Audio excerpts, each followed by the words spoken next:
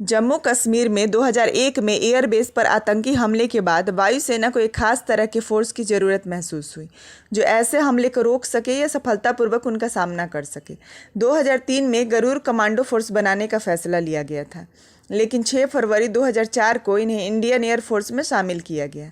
इससे पहले इसका नाम टाइगर फोर्स रखा गया था, जिसे बाद में गरुड़ फोर्स कर दिया गया। सितंबर 2003 में जब भारत सरकार ने इसे मंजूरी दी तो सबसे पहले 100 वॉलंटियर्स को ट्रेनिंग दी गई, जिसमें आखिर में 62 चुने गए थे। ये डायरेक्ट एक्शन ले सकते हैं, हवाई हमला कर सकते हैं, स्पेशल ऑपरेशन चला सकते हैं, ज़मीनी लड़ाई लड़ सकते हैं, विद्रोह संभाल सकते हैं, सर्च और रेस्क्यू ऑपरेशन भी कर सकते हैं। ये वार टाइम और पीस टाइम दोनों वक्त में काम आते हैं।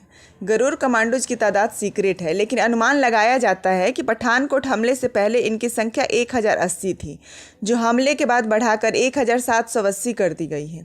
गरुड़ कमांडोज की ट्रेनिंग नेवी के मार्कोस और आर्मी के पैरा कमांडोज की तर्ज पर होती है। इन्हें एयरबर्न ऑपरेशन, एयरफील्ड सीजर और काउंटर टेररिज्म का जिम्मा उठाने के लिए ट्रेन किया जाता है।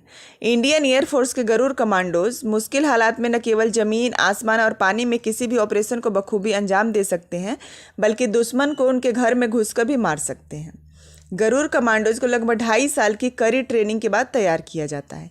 इतनी सख्त ट्रेनिंग में सफल रहने वाले जवानों को फिर आगरा के पैराशूट ट्रेनिंग स्कूल भेजा जाता है। मार्कोस और पैरा कमांडोज की तरह गरुड़ कमांडोज भी सीने पर पैरा बैज लगाते हैं। कमांडो ट्रेनिंग में उन्हें फंती नदियों और आग से गुजरना, बिना सहारे पहाड़ पर चढ़ना पड़ता है। भारी बोझ के साथ कई किलोमीटर की दौड़ और घने जंगलों में रात गुजारनी पड़ती है। खतरनाक हथियारों से लैस इंडियन एयरफोर्स के खूंखार गरुड़ कमांडो दुश्मन को खत्म करके ही सांस लेते हैं।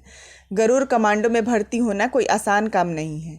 शुरुआत के 3 महीने बहुत संघर्षपूर्ण होते हैं। इस दौरान उन्हें कठिन शारीरिक और मानसिक प्रशिक्षण से गुजरना पड़ता है।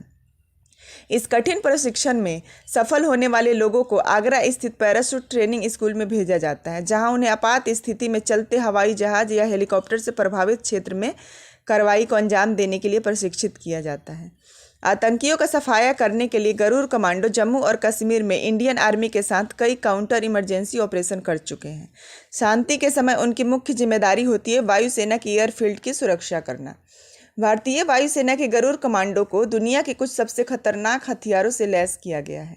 एयरफोर्स के कमांडो स्नीपर से भी लैस होते हैं, जो चेहरा बदलकर दुश्मन को झांसे में लाता है और फिर मौत के घाट उतार देता है। भारत के सबसे खूंखार कमांडो में गरुड़ कमांडो का नाम लिया जाता है। आर्मी के पैरा कमांडो और नेवी के मार्कोस कमांडो की तरह गरुड़ कमांडो भी बेहद खूंखार है।